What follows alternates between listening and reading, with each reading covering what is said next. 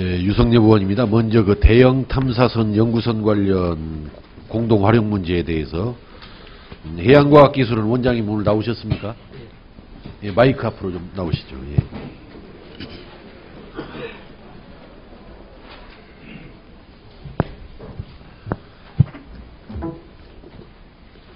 그 제출하신 그 자료에 따르면 말이죠. 온누리호는 지금 현재 운영되고 있는 연구선이죠.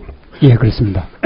외부인이 연구 책임자가 돼서 외부기관이 단독으로 사용한 것은 딱 2차례뿐인 것 같아요. 제출한 자료를 보니까. 예, 최근에 그렇습니다. 예, 2005년도 미 해군하고 2003년도 미국 노아입니까? NOAA. 예, 그렇습니다. 5일간 사용한 거. 왜 이렇게 외부기관의 개방이 잘 안 되는 거죠? 신청이 없어서 그렇습니까? 아니면 어떻습니까? 신청도 없었습니까? 예, 지금까지는 두 가지 경우가 있습니다. 신청 자체도 없었고, 그 다음에 신청이 없었다. 대부분의 예. 연구는 또 공동으로 하기 때문에 예. 국내 연구자들 경우에는 상당 부분은 수용을 하고 또 많이 하려고 그럽니다. 예. 한 가지 더 여쭤보죠. 온누리호 사용 시에 지금 원에서 수령하는 비용, 돈을 좀 받는 거죠, 사용료를. 예, 그렇습니다. 근데 그것이 이제 연구 주체가 원내냐 외부냐에 따라서 다르고 사용료가 또 그 사업이 정부 사업이냐 민간 수탁 사업이냐에 따라서 그 사용료가 달라지는데 예. 그 이유라든지 근거는 뭡니까? 아마 이전에 근거는 정부 출연금에 반영되지 못한 연구선 운영비를 충당하기 위해서 그런 방식으로 그 원가를 다르게 책정한 것 같습니다만 앞으로는 그 공동 활성화를 위해서 예. 또 투명성을 위해서 합리적 방안을 도출하도록 하겠습니다. 예, 알겠습니다. 예, 들어가 주시고요. 예. 이상묵 교수님 나오셨죠? 예. 마이크, 예, 마이크 잘 가까이 하시고 대답을 해주시면 고맙겠습니다. 나오시느라고 고생하셨습니다. 예. 예. 지금 새로 건조 중인 5,000톤급 대형 탐사선에 대해서도요. 네. 그 예비 타당성 조사 통과의 조건도 그렇고 또 현재 미래부 등 정부의 방침도 그렇고 아마 해양과학기술원에서 국내 산학년 수요를 충분히 감안하여서 최대한 활용도를 높일 수 있는 방안을 마련토록 하겠다. 쉽게 말하면 공동 사용에 대해서 적극적인 입장을 표명을 하고 있거든요. 네. 그럼에도 불구하고 뭐가 걱정이 되십니까? 예. 아까 말씀드렸지만 단 한 차례도 대학이나 국내 기관이 쓴 적이 없습니다. 반면에 이제 이거는 가장 큰 문제가 뭐냐 하면 아주 많은 배값을 연구비에 포함시켜 주기 때문에 대학 연구선을 사용하는 수십억이 넘고 이런 과제는 대학이 원천적으로 접근할 수가 없게 되어 있고 그것은 해양연구원이나 해양과학기술원만 할 수 있게 돼 있습니다. 그런데 이번에 온누리호를 대체해서 4배로 더 큰 배를 만들어서 이것을 문제를 지적했습니다. 그랬는데 해수부에서는 이 얘기를 맨 처음에는 그렇게 하는 척 하다가 완전히 져버리고 소유권을 정부로 그러니까 해양연구원으로 넘기면 이렇게 되면 팔이 안으로 굽기 때문에 절대로 쓸 수 없게 됩니다. 그러면은 그 소유권의 귀속을 어디로 하는 것이 그래도 공동 활용, 다양한 활용에 유리하다 이렇게 생각을 하십니까? 지금까지는 해양연구원도 그렇고 여러 기관들에게 배를 줬습니다. 그러다 보니까 자기 기관 사람 외에 딴 사람이 쓴 적은 거의 없습니다. 이번에 해수부가 맨 처음에 5,000톤급, 5,900톤급 배를 만들 때는 이번에는 국가가 소유해서 이것에 대한 외국 선진국과 같은 합리적인 운영 방안을 만들어 보라고 했는데 그거를 싹 무시하고 저도 1년 전에 이렇게 뒤에 소유권을 이전했다는 사실을 알게 됐습니다. 예.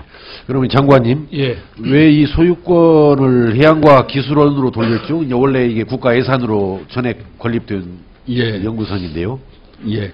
그동안 이제 이런 연구 선박에 대해서 운영비가 이제 연간 한 4, 50억씩 이렇게 드는데 그 예산 확보가 어렵습니다. 국가 소유라고 하더라도 어렵기 때문에 이제 연구원에서 자체 이걸 이제 활용을 해가지고 운영비를 조달을 쉽게 이제 할 수 있기 때문에 그래서 국가 소유보다는 연구원 소유가 운영비 확보를 해서 이제 운영하는데 도움이 된다 해서 그렇게 옮긴 것으로 그렇게 근데 이제 그렇게 연구원 소유로 옮겨주려면은 그 연간 운영비 자체를 충분하게 지원을 해주면은 네. 다른 외부 어떤 대학이라든지 연구소 등의 그 활용에 상당히 접근이 용이할 것인데 네. 지금 그 운영비를 국가에서 조금 부담하다 보니까 예. 외부한테 개방하는데 하고 싶어도 문이 잘 안 열리는 거 아니겠어요? 네네. 그럼 앞으로 이 연구소는 운영비를 어떻게 어느 정도 수준까지 확보할 계획이십니까? 예, 그래서 이제 이게 지금 우리 이 교수님께서 지금 지적하신 대로 예. 이게 두루 공동으로 잘 사용할 수 있어야 됩니다. 활용도를 높이는 게 이게 이제 관건이기 때문에 예. 이번 그 새로 만드는 이 연구 선박을 계기로 해서 이 공동 활용을 촉진할 수 있는 위원회를 구성해 가지고 예. 좀 더 폭넓게 이렇게 좀 활용을 할 수 있도록 예. 그렇게 운영할 생각입니다. 그래서 그 연구선 운영비 문제가 아마 실체일 것 같아요. 가장 중요한 조건일 것 같아요. 네. 소속이 뭐 국가로 되어 있느냐, 네. 연구원으로 되어 있느냐가 중요한 게 아니고 네네. 그 운영비 문제가 실질적으로 해결이 되면은 예, 얼마든지 그렇습니다. 좀 폭넓게 사용할 수 있지 않는가 해서 네. 그냥- 어쨌든 뭐 어디 예. 소유로 되어 있든지 예. 저희 정부 입장에서는 예. 이 대학이든 또 이 지금 소속시키는 연구기관뿐만 아니라 모든 산학연 다 연구를 하는데 그 선박을 필요로 할 때는 적극 활용할 수 있도록 예. 저희들이 뒷받침을 잘 하도록 하겠습니다. 예, 알겠습니다. 네. 그러면은 이제 그 문제는 그렇게 하고 박형주 소장님 나오셨습니까, 교수님? 마이크 가까이 계시죠? 예, 이번에 그 세월호 퇴선 시뮬레이션 연구를 하셨던데 어떻게 무슨 동기로 연구를 하신 거예요? 예. 세월호의 요번에 그 재난이 무려 8시 50분 정도 발생해서 9시 한 10시 12분 끝났는데, 건물에서도 마찬가지입니다. 골든타임이 한 1시간 정도는 저는 된다고 보는데, 그때까지 한 명도 나오지 못했다 그래서 통보가 안 돼가지고, 그래서 그럴 리가 없지 않느냐. 그래서 이제, 제가 그걸 이제, 왜냐면 이 여객선은 일종의 떠다니는 호텔입니다. 그게 이제 장기 잠을 자야 되니까. 그래서. 됐습니다. 그러니까 구체적으로 이 연구를 하게 된 계기는 이제, 검찰 측에서 사건 조사에 대한 모든 자료를 줄 테니까 여기에 대해서 나올 수 있는지 없는지를 모사해 봐달라 해서 제가 시작했습니다. 그러면 그 연구 결과가 3가지 시나리오죠? 그렇습니다. 한 8시 50분경에 퇴선 명령이 내렸더라면은 5분 5초 내에 전원이 탈출이 가능했다. 예, 그때는 경사가 심하지 않았기 때문에 할 수 있고요. 그 다음에 이제 인근에 있던 둘라 에이스호 선장이 세월호의 탈출을 권고한 시간 9시 24분에 퇴선 명령이 내려졌더라면은 9분 28초 내에 탈출이 가능했다. 예, 그 당시가 가장 많이 걸렸을 거로 봅니다. 예.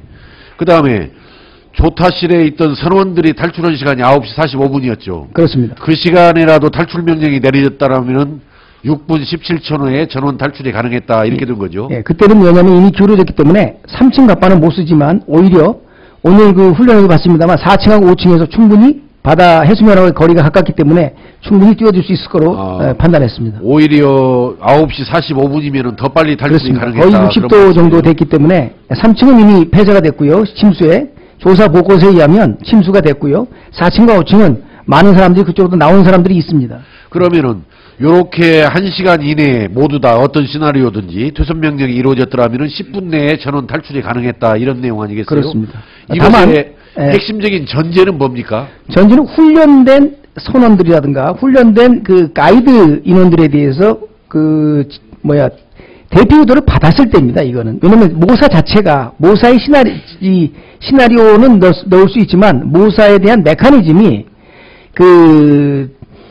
이 탈출자가 어디에 피난 경로가 있다, 문이 있다 하는 걸 안다는 전제하니까 그것이 이루어지려면 그건 이해가 가고요. 예, 통로를 잘 찾는 것은 누가 안내를 해주는 것은 중요하고. 그런데 이제 최근에 엊그제 15, 16일 날 우리가 증언을 통하다 보니까 이런 말씀이 나와요.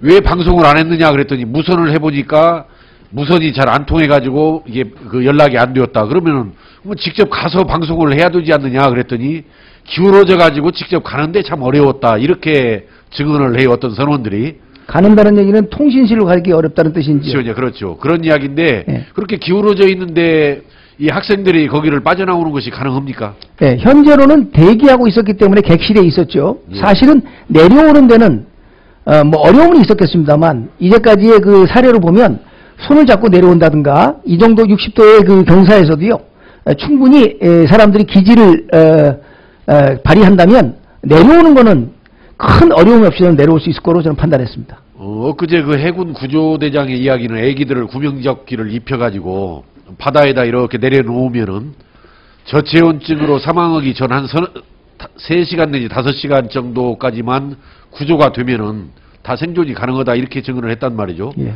그러면은 1시간 이내에 퇴선 명령이 이루어졌고 만약에 그 인근에서 있던 배들이 구조를 한다면은 한 명도 사망하지 않고 다 살릴 수 있었겠네요. 네, 바다에만 뛰어내렸다면 예. 저는 저체온증으로 죽는 경우는 이번 사례는 없었을 거로 저는 보고 있습니다. 그러면은 이게 이번에 학생들이 304명이 고귀한 생명을 잃었는데 누구의 책임이라고 생각합니까? 이 문제가?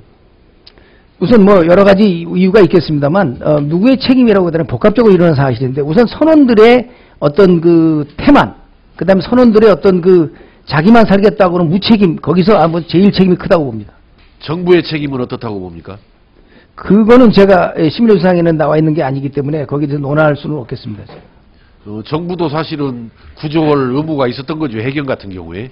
그렇죠. 이건 이제 예. 구조의 문제는 아니니까요. 이거는 알겠습니다. 구조의 문제가 아니니까요. 예, 고생하셨습니다. 예. 알겠습니다. 이상입니다. 예, 유성엽 의원님 수고하셨습니다. 다음은 존경하는 최규성 의원님 질문해 주십시오.